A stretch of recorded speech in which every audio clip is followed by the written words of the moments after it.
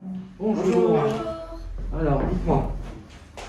On est des élèves du groupe film de Grandville Oui. et on a étudié sur vous et puis on a appris que vous aviez aussi fait un CAP cuisine au groupe film de Rennes. Oui, au CFA de Rennes, oui. Ouais. Et du coup, on s'est dit que c'était une bonne idée de vous contacter pour vous poser certaines questions sur vos épices et sur votre vie. D'accord, d'accord. C'est aussi donc vous êtes rappelez-moi, vous êtes CAP en Grandville, en service. Ouais. En D'accord. service première année. D'accord, Donc là, c'est comme très ça. bien. Non, C'est mais- pour ça que j'ai répondu. Vous auriez été cuisinier, je n'aurais pas eu le temps parce que je suis un petit peu débordé par C'est vrai. un tas de dossiers. Mais j'accorde une grande importance à tous les jeunes qui ont choisi d'aller comme acteur ou actrice de salle. Voilà le terme que j'emploie. Ni serveur, ni chef de rang. Ah oui. Parce que j'aime pas le mot, je vais vous faire rigoler. Lui, si vous dites mon petit copain, il est chef. Il est chef en cuisine, je sais pas où, mais il est chef. Voilà, votre petit copain, vous dites il est serveur. C'est pas tout à fait la même chose, vous voyez ce que je veux dire? Serveur, il y a un côté un peu subalterne, c'est une autre profession. Les chefs, c'est médiatisé, c'est la cuisine, tu vois. Et je trouve que il y a plein d'endroits où on mange bien.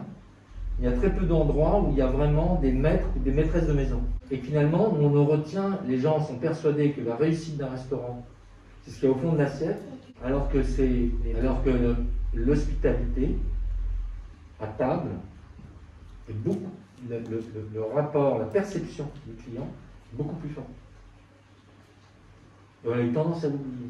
Il ne devrait pas y avoir du tout de concurrence, c'est une complémentarité, mais où les cuisiniers devraient se rendre compte que la réussite, ils sont persuadés que c'est en cuisinant bien qu'ils auront un bon restaurant. C'est pas vrai. On ne met pas suffisamment l'accent. Et il y a deux approches dans votre métier.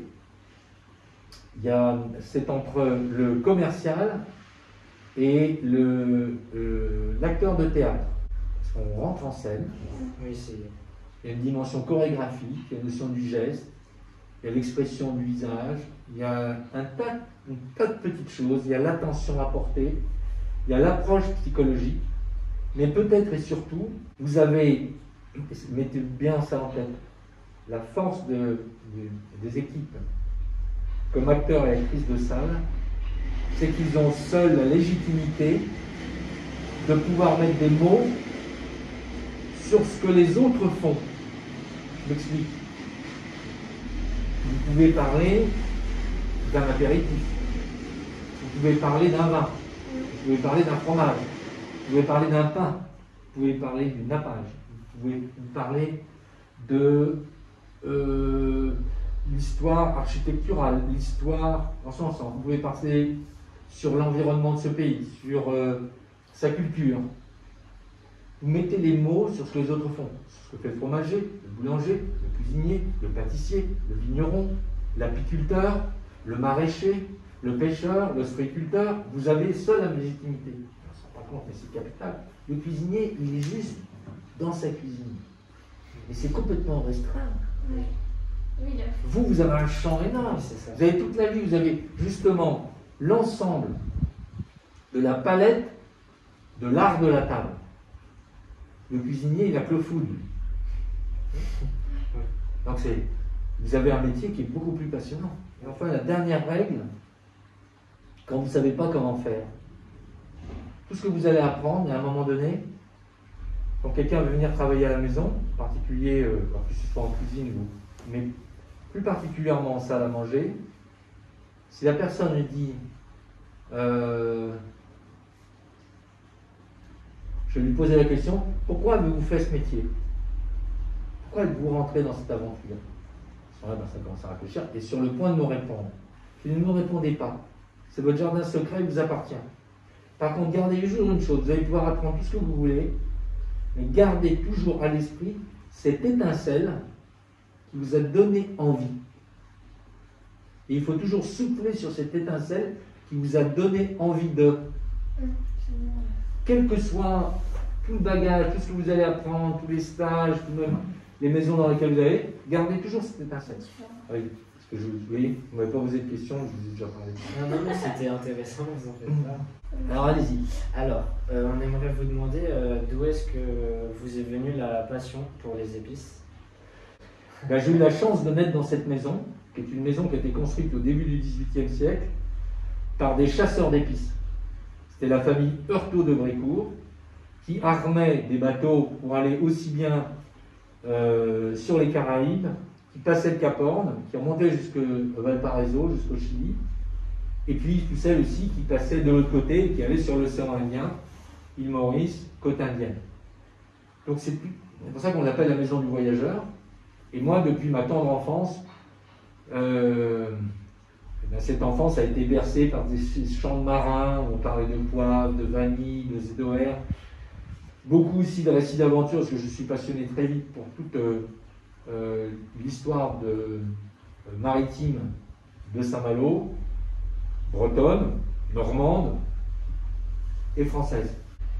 Ensuite, on a vu sur votre site internet que vous aviez différentes catégories d'épices, Oui. comme les algues, les poivres ou les épices, et on aimerait savoir la différence entre celles-ci.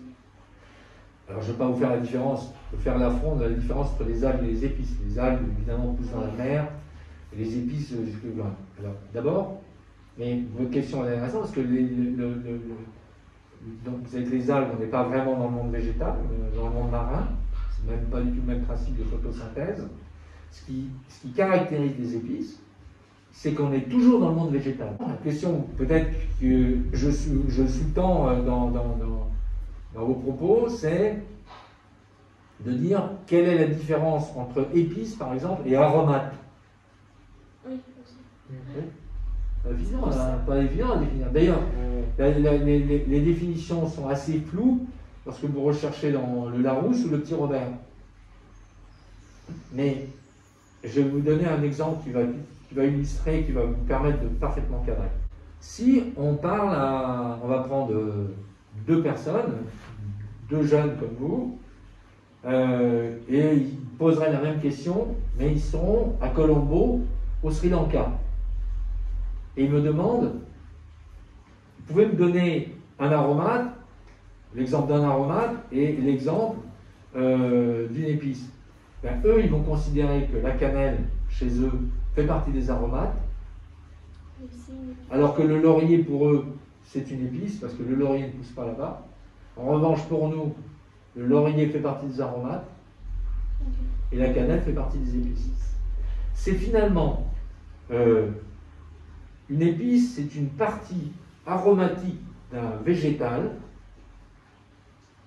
qui ne pousse pas sous nos latitudes. C'est quelque chose, c'est justement ce qui ne pousse pas auprès de chez soi. Vous nous avez déjà répondu un petit peu tout à l'heure, mais d'où viennent vos épices la plupart? Alors, je vais vous donner les grands marchés sources. Donc nous, on travaille d'abord avec 1200 petits producteurs dans le monde, en direct.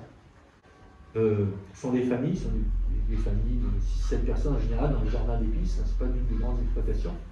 Donc les principaux pays avec lesquels nous travaillons, c'est l'Inde du Sud, la région des collines du Wayanad, sur la côte Malbar, donc au-dessus de Cochin. On a également, non, si je regarde si j'ai une carte indienne, non, je n'ai pas.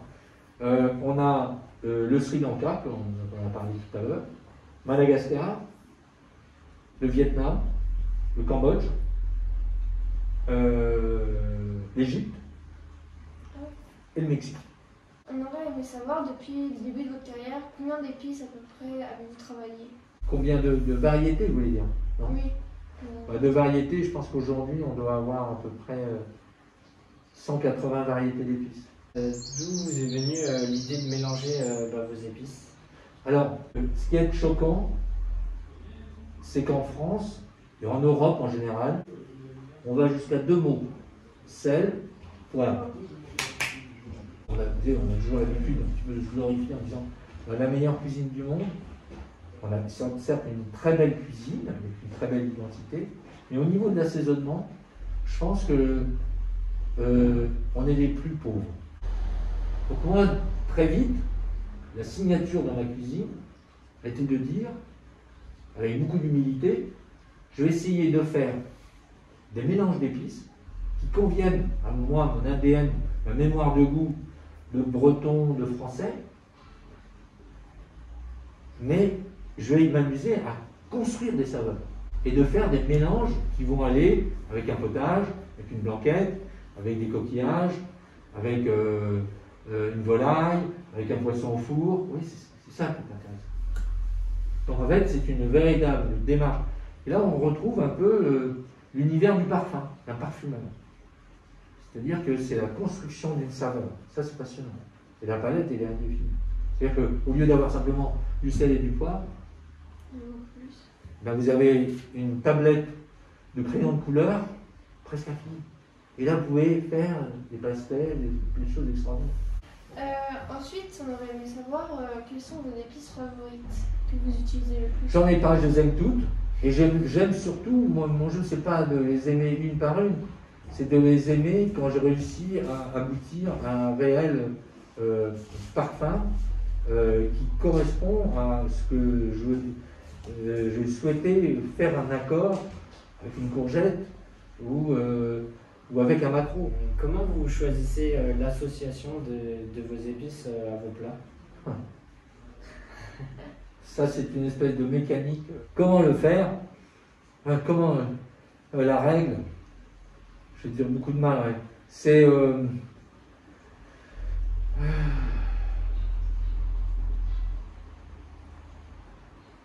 raconter une histoire. C'est raconter une histoire. Alors parfois c'est très intime, parfois c'est une rencontre. Ensuite, on a entendu parler que vous avez une fascination particulière pour les épices indiennes. Oui, je suis peut-être un peu plus fasciné par l'Inde que par les... D'abord, pourquoi? Parce que, si, vous avez raison en même temps, parce que l'Inde est le berceau des plus belles épices. À l'origine, les épices les plus convoitées pendant des siècles venaient effectivement de la côte ouest indienne, de la côte Malbar. Donc sur les poivres, curcuma, gingembre, cardamome. Est-ce que vous avez déjà rencontré une épice qui était tellement spéciale que vous n'avez pas réussi à la cuisiner? Oui. Alors il y a ça qui est moi j'y arrive pas. C'est une épice, c'est le bouton du brin de Malbar. Brin de Malbar, c'est quelque chose que l'on trouve beaucoup à Madagascar. C'est un bouton jaune et qui est très électrique. Quels sont les critères pour rentrer dans l'équipe, dans votre équipe d'employés dans l'entreprise? Pour rentrer dans l'équipe en tant que collaborateur, collaboratrice. Est-ce qu'il y a des critères spéciaux qu'on va Ouais. avoir Le premier critère, c'est la gentillesse. Et être gentil, c'est pas être con-con, être gentil. Du tout. Gentillesse, c'est avoir cette faculté d'aimer la vie et d'aimer les gens. C'est la plus grande richesse d'aimer les gens. Dans des maisons comme les nôtres, on ne peut pas faire partager le bonheur avec les autres si on n'est pas bien dans sa peau. Ça ne veut pas dire que les gens... quelqu'un qui est gentil n'a pas de compte à régler. En tous les cas, il n'est pas dans l'agressivité à avoir un compte à régler avec lui-même ou un compte à régler avec les autres. Et moi, je respecte beaucoup. Il y a des gens qui ne sont pas bien et qui ont parfois de bonnes raisons d'être en bagarre avec eux-mêmes ou en bagarre avec les autres. Mais ils ne peuvent pas venir au sein de notre... C'est pas la gentillesse avec le client, hein, la première gentillesse. Hein. La gentillesse, c'est d'abord avec les autres de l'équipe. Oui. Je pense que c'est la première qualité. Après, on parlait de motivation, on parlait d'enthousiasme. Ensuite, nous, la finalité, c'est de partager un bonheur de vivre ici. Quelle est l'épice la plus chère depuis le début de votre mise en vente? C'est sûrement les safrans. Les grands safrans d'Iran, les grands safrans, il y en a un dans la baie du Mont-Saint-Michel d'ailleurs, qui est très beau. Ce sont les safrans qui coûtent le plus cher, qui sont les plus délicats. Puis ensuite, il y a la vanille. Quelle est l'épice que vous utilisez le plus? Bon, c'est sûrement celle qui va revenir quand même le plus régulièrement, c'est sûrement un poivre piper-négrum, mais comme nous on a déjà 22 variétés de poivre piper-négrum, dire lequel j'utilise le plus, j'en sais rien. Mais elle toute seule, je dis toujours, elle n'a pas beaucoup d'intérêt. On a appris que vous étiez arrêté sur un diplôme de CAP. Oui. Et pourquoi vous n'avez pas continué sur un BP ou... D'abord parce que moi j'ai une formation d'ingénieur chimiste et je suis allé à l'âge de 24 ans, j'avais toujours pas touché une casserole, j'étais en reconversion. Parce que je voulais m'écarter de tout ce qui était rationnel et cartésien. J'avais fait maths sup, j'avais fait école des mines. J'avais un autre regard sur cette deuxième vie. J'étais pas peintre, j'étais pas musicien, j'étais encore moins littéraire. Moi je suis venu à la cuisine par défaut. J'aurais aimé être romancier, poète, écrire. C'est la plus belle chose. On va vous poser une dernière question. Oui, parce que les gens savent. Comment vous voyez votre 4e vie aujourd'hui? Ma 4e vie, alors vous êtes à la 4e, vous, alors attendez, 1, 2, 3. Oui, d'accord. C'est plutôt 3e. 3e vie, je la vois. Je la vis très bien. Et je la vois très bien justement parce qu'aujourd'hui, elle relève aussi bien au niveau des enfants que aussi de tous les jeunes qui rentrent aussi dans la maison. Je pense il y a des défis par rapport aux urgences climatiques et d'injustice sociale qui sont criantes. Et la jeunesse fait preuve d'une maturité, d'une clairvoyance qui m'étonne tous les jours. Est-ce que vous auriez une phrase à dire aux jeunes d'aujourd'hui? Alors je leur dirais cette chose, c'est une phrase d'Henri Bergson que j'aime beaucoup. L'avenir, ce n'est pas ce qui va arriver, l'avenir, c'est ce que vous allez faire. C'est-à-dire que surtout, il faut prendre en compte la bienveillance, la tolérance, l'harmonie, et de considérer que le garde-manger de l'humanité qu'est la terre et qu'est la mer n'est pas inépuisable, qu'il est fragile, et c'est à chacun d'entre nous d'en prendre soin.